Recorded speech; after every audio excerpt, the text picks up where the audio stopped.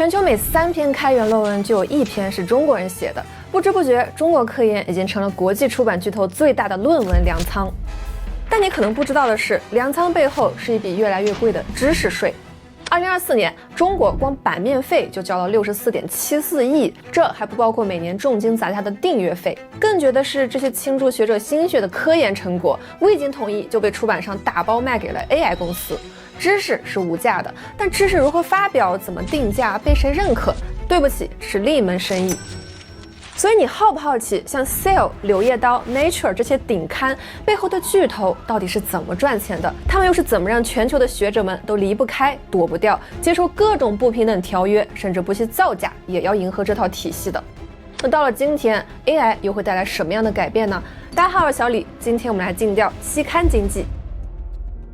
咱們老觀眾可能听小李引用某個數據時經常說，哈佛學者發過一篇論文，牛津大學發了一篇論文，但學術出版這件事兒真正掌握入口的其實並不是這些名校，也不是各國政府、學術學會，而是5家公司：荷蘭的 Elsevier、德英合併的 Springer Nature、美國的 Wiley、英國的 Taylor and Francis、美英的 Sage， 非常难念啊。到這裡肯定有觀眾要問了，那中國的期刊呢？其實中國國家級也好，省级也好的投遞模式和這些商業化程度極高的公司模式可以說是完全不同的。以小李念的法學為例，大家平時比較認的呢，可能是發法學 C 刊，但痛點呢不是說交錢多少，而是法 C 實在是太少了，又沒有通讯作者，所以說跟錢多少都沒有關係。咱們找機会也可以單獨聊一期。所以咱們今天主要說的還是國際上商業化程度較高的這5大出版巨頭。他們之所以被稱為巨頭，是因為今天全世界一多半的科研成果想被看見、被引用、被認可，都得在這裡面走一遭。而且有意思的是，其實早在上世紀互聯網浪潮的時候，就有人預測過說，大家都可以通過網絡免費分享論文了，那學術出版商肯定是第一個倒閉的。但30年後，他們不僅沒死，反而成為了年營收超過100億的出版帝国。這就奇怪了，互聯網明明打穿了報紙和百科全書，為什麼偏偏没有打穿学術出版？這到底是一門什麼樣神奇的生意？一門生意想讓財報好看，無非是2件事：成本壓低減，價格賣貴一點。但學術出版最絕的地方在於，它不僅把最貴的那塊成本甩給了學術系統自己消化，而且還能2頭收割。咱們看一個科研人員升級打怪的路線，就全明白了。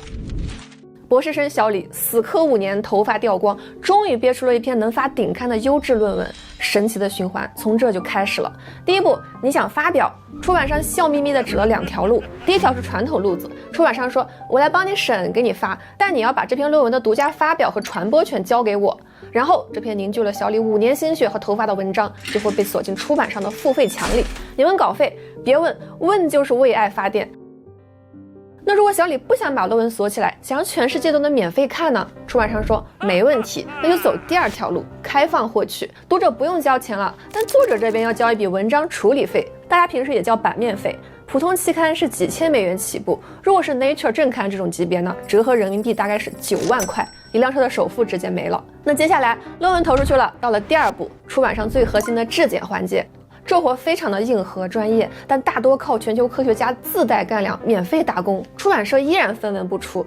有人算过，這些免費申告如果折成工資，美國1年得發15億美元，中國呢也得6個億。接下來是第3步，還記得剛才走傳統模式沒交那9萬塊的文章嗎？他們通通被鎖進了付費牆。這時候如果別的同行想看小李的文章，或者小李想下載同行的文章做參考，怎麼辦？對不起，電子下載件請付單篇30到50美元，或者必須讓學校圖書館每年向出版商繳納幾百萬甚至幾千萬的訂閱費。你看，出版商科研經費1分沒出，質檢1分不花，既收版面費又收訂閱費，一魚兩吃。那你可能要問了，這群智商站在人類天花板的人，為什麼心甘情願被這套荒謬的系統牽着走？答案很簡單，登上這些期刊意味着職稱、基金、好學生，同時也是下一輪資源分配的唯一入場券。換句話說，論文被引多少次，期刊影響因子多高，就是你在學術圈被認可的一把尺子。所以其實真正的問題是，這套規矩到底是誰定的？這把尺子又到底是誰造的？其實最早的期刊，比如1665年英國皇家學會創辦的刊物，它的功能很朴素，有點像學術圈的村口黑板報。但黑板報掛久了，大家發現，只有寫得好的文章才會上黑板，比如首發的 DNA 雙螺旋的 Nature， 靠歷史和聲譽一層層登上了神壇，大家就會默認能發在這兒的就是牛。但是接下來我們要說的兩個人，他們把黑板報變成了一門生意。二戰之後，科研大爆發，英國出版商麥克斯韋看準時機，哪個新學科冒頭，他就光速建新刊，請大牛當主編。大牛带来作者，作者带来獨家論文，而且還沒有其他替代選項，各大圖書館只能乖乖掏錢。所以麥克斯韋成功把原本是黑板報的入口變成了收費站。但光有收費站還不夠，這時候另一個人出場了，美國科學家尤金·加菲爾德。他為了解決論文越來越多信息爆炸的問題，發明了引文索引。這本來是一張幫人找文獻的地圖，但誰曾想用的人越來越多，慢慢呢就變成了學術圈的大众點評。越來越多大學和基金開始拿引用次數、影響因子、期刊排名這些指標來評職稱。那這塊地圖就再次被異化成了一種評分尺。各大期刊也不再只是發表論文的地方，還成了給研究成果蓋章的機構。而這個收費站加尺子的閉環一稱，出版巨頭們就開始在接下來的幾十年裡瘋狂在上面加砝碼、薅羊毛。90年代互聯網爆發，報紙因為網絡媒體的衝擊成片倒閉，但學術內容絲毫不受影響，反而幫這些出版巨頭省了大筆的印刷成本。此時美國這邊率先往前走了一步，搞出了學術出版史上最狠的商業發明——打包訂閱。以前圖書館需要挑着買期刊，现在呢，巨頭把幾本頂刊和成百上千本沒人看的僵屍期刊綁在一起，做成電子套餐，強行捆綁銷售。就這樣用一根網線把全球的高校徹底變成了自己的終身飯票。這個模式也被其他巨頭光速跟團學了過去。那荷蘭這邊也不遑多讓，1991年，荷蘭 Elsevier 買下了麥克斯韋，就是我們剛才提到的發明收費站的那個人，他的這個出版社，但還是覺得不夠滿足，於是他隱忍蓄力，在2004年自立門戶，搞出了 Scopus 數據庫，同一家公司就既有了收費站，也有了尺子。那德國更是不甘落後。2015年，德國 Springer 出版社和 Macmillan 的科教出版業務合併，也就是 Nature 雜誌在的板塊，他們變成了 Springer Nature。這筆合併可以說是非常精明，因為 Nature 正刊就像學術界的愛馬仕鉑金包，用來死死守住神壇。但圍繞它搞出的無數個子刊，就像愛馬仕的皮帶和拖鞋，主打一個瘋狂下沉。你發不了正刊沒關係，只要論文沾上 Nature 的名字，簡歷就自帶光環。這波操作相當於把期刊做成了案件批發的品牌矩陣。所以你看，這幫巨頭花了30年，把發表權、閱讀權、數據庫入口、學術認可4件事死死焊在了一起，學者根本繞不開。繞開它，不僅是少了發表渠道，更意味着你的論文沒進主流數據庫，你的成果不好被引用，你直接放棄了職稱、基金和前途。但話說到這種逆天的暴利生意，難道市場上就沒有一個挑戰者站出來掀桌子，教他們做人嗎？事實上不僅有，而且來頭一個比一個大，劇情也魔幻的像好萊塢大片。從哈薩克斯坦女黑客到數學界最高榮譽得主，從歐洲國家級機構組成的正規聯軍到全美最頭鐵的超級公立大學，從上世紀90年代起，全世界已經對巨頭們圍剿了30多年。首先出場的是一位哈薩克斯坦的研究生，他在2011年創辦 SCI Hub， 單槍匹馬硬剛訪問權，把原本需要高價付費的論文免費放出来。到今天，他覆蓋了全球大約85%的付費期刊文章，完成了一次論文界的普羅米修斯盜火。Elsevier 直接起訴他，法院呢也判賠了1500萬美元。但在俄羅斯的他根本無法被選中，而且学術界有個公開的秘密，連頂級大學的教授也在偷偷用它找論文。但光靠偷閱讀權顯然是沒辦法傷筋動骨的。那學者們說，我們不給你們當免費勞工了，行不行？這就迎來了第二波反攻。2012年，一位菲爾茲獎得主發起了一場抵制 Elsevier 的運動，宣布不再為 Elsevier 投稿、審稿和當編委。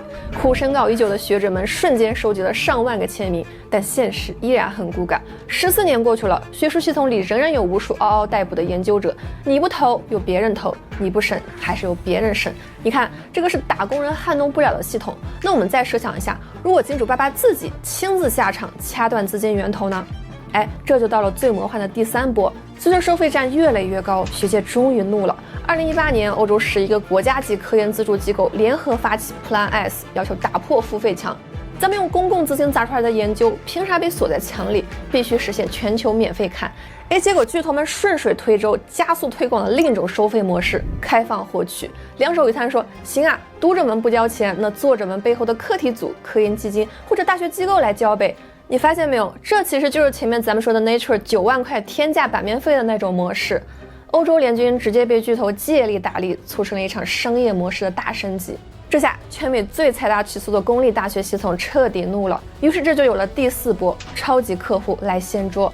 2019年，全美最頭鐵的公立大學系統加州大學，因為很痛恨這個倒貼模式，硬刚 Elsevier， 并斷定了合同2年。最終確實逼迫對方在價格和轉型協議上讓了步，但遺憾的是，這只是單個客戶的勝利，整個市場依然沒有被撼動過。全球的學術界對核心期刊和數據庫指標的路徑依賴也依然沒有被改寫。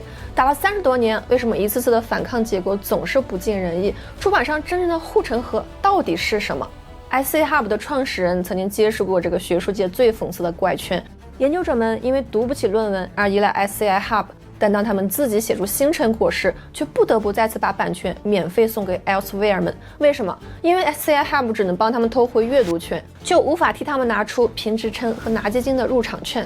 這就是這門生意為什麼幾十年都沒人撼動的根本原因。學者們不願意也不敢放棄這個評價規則，因為他們就是需要一把被認可的尺子，而巨頭最大的底氣就是這群被自己死死綁住的客戶。那麼最新的問題是，如果人無法撼動這座高牆，技術能嗎？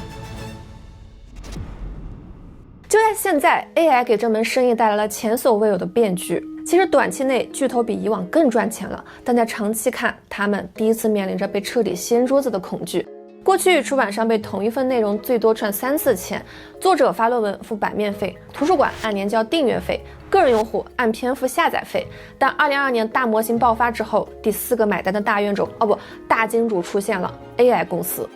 因為現在大模型最缺的不是咱們每天在網上刷到的那些日常閒聊和八卦段子，而是高質量、結構化、經過同行評審的硬核專業知識。AI 想在醫學、生物、化學、材料這些專業領域變聰明，就必須吃透最頂級的論文。於是，這些被學者們免費捐出來的論文，又被巨頭們打包成了高質量訓練語料，反手賣給了大模型公司。目前，各家出版巨頭也已經壓着嘴角確認了這個事實。但天下沒有只占便宜不吃虧的好事。第二面，也就是 AI 的代價也已經來了。過去你查文獻必須得打開知網、Scopus 或者 Web of Science， 你要自己絞盡腦汁想關鍵詞，自己像沙裡淘金一樣篩結果、讀摘要、清理參考文獻的網絡。但未來呢？你可能只需要對 AI 說一句：過去5年鋰電池固態電解質最大的爭議是什麼？AI 會在幾秒內直接給你生成一篇帶有精準引用的綜述，順便還把代表學者和研究路線畫成了圖表。你再追問這幾篇核心論文的結論矛盾嗎？ AI 會繼續幫你比對實驗設計和樣本差異。當 AI 把人肉搜論文的苦活全幹了，那誰還會去每天登錄那些傳統數據庫呢？一旦大家不再依賴傳統的檢索動作，這些巨頭手裡數據庫的入口統治力就會被徹底削弱。但這些仍然不是重頭戲，因為 AI 可能擊碎的是出版巨頭最後的護城河，是那把定生死的評分尺。剛才小李說了，巨頭之所以穩如泰山，是因為學者們需要他們來蓋章認證。這篇論文發表在 Nature， 說明它牛；影響因子高，說明它有價值。雖然此時此刻，如果一篇論文只是被 AI 讀取了，確實什麼都證明不了。但是，請注意這個但是，傳統期刊的蓋章認證是怎麼運作的呢？靠的是幾個同領域的大牛在周末熬紅了眼進行同行評審，靠的是人類肉眼的把關。而現在呢，連國際頂刊都能發現造假的信息。其實不知道大家怎麼想，因為像我們這些自媒體博主是非常依賴這些權威期刊的研究成果的。一份造假的數据，如果被我们這些博主引用，一傳十，十傳百，其實是非常傷害這些頂刊的權威性。那如果我們再開個腦洞，如果 AI 未來在1秒內讀完全球所有的原始實驗數據，能像 X 光一樣瞬間掃出圖片造假、數據篡改和統計學漏洞。如果 AI 評估一篇研究價值的準確度遠遠超過了幾個疲憊不堪的人類審稿人，到那時候，我們還需要看這篇論文是發表在 Nature 上，還是發表在普通水刊上嗎？我們還需要靠影響因子來判斷一個學者的水平嗎？而這才是這門生意走到的真正分岔口。如果說互聯網時代只是把紙質收費站設計成了電子收費站，巨頭們靠着手裡那把唯一的评分尺扛住了所有衝擊。那麼到了 AI 时代，當機器不僅能看懂知識，還能客觀精準地評判知識好壞的時候，這把壟斷了學術界幾十年的尺子就面臨着被徹底重做的可能。而一旦尺子沒了，收費站的根基還能穩當嗎？當然，這道題現在沒人能給出標準答案，只能交給時間。屏幕前的你又怎麼看呢？你覺得 AI 會是掀翻這門暴利生意的那隻手，還是最終又會變成一個被資本收編的新工具呢？在 AI 能夠明察秋毫的未來，你認為這套陳舊的學術認可系統還有存在的必要嗎？歡迎大家在評論區聊聊你的看法。大家好，我是小李，如果你喜歡今天的視頻，記得給我點讚、評論、收藏，這對我真的很重要。我們下次再見，拜拜。